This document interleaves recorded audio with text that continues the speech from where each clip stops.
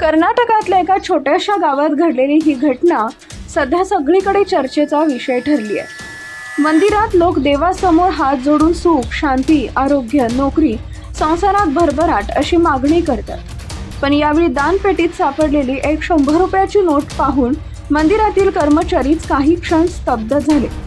कर्नाटक राज्यातील बेलगावी डिस्ट्रिक्ट जिल्ह्यातील रायबाग तालुक्यातल्या खंडल तालुक्यातील हुलीकंठेश्वर टेम्पल इथं नुकतीच जत्रा पार पडली होती।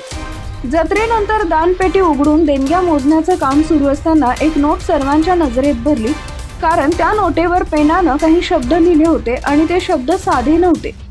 देवा, माझं दुःख संपव, पुढच्या जत्रेआधी माझी सासू या जगातून जाऊ दे, असा आशय त्या नोटेवर लिहिला असल्याचं सांगितलं जातंय।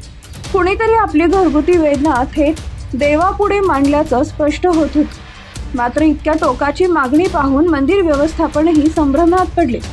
ही प्रार्थना सुनेनं केली की जावयानं, याबाबत काहीच स्पष्ट झालेलं नाही। नोटेवर नाव, पत्ता किंवा कोणतीही ओळख नव्हती, त्यामुळे हा खरोखर कोणाच्या मनात साचलेला राग आहे की केवळ खोडसाळपणा, यावर ही चर्चा सुरू झाली आहे। मंदिर प्रशासनानं या प्रकाराकडे एक अनोखी आणि धक्कादायक भावना म्हणून पाहिलं। त्यांच्या मते दानपेटीत लोक आपल्या मनातील भावना लिहून टाकतात, पण कोणाच्या मृत्यूसाठी अशी मागणी प्रथमच समोर आली आहे। घटना गावापुरती मर्यादित न राहता सोशल मीडियावरही वाऱ्यासारखी पसरली।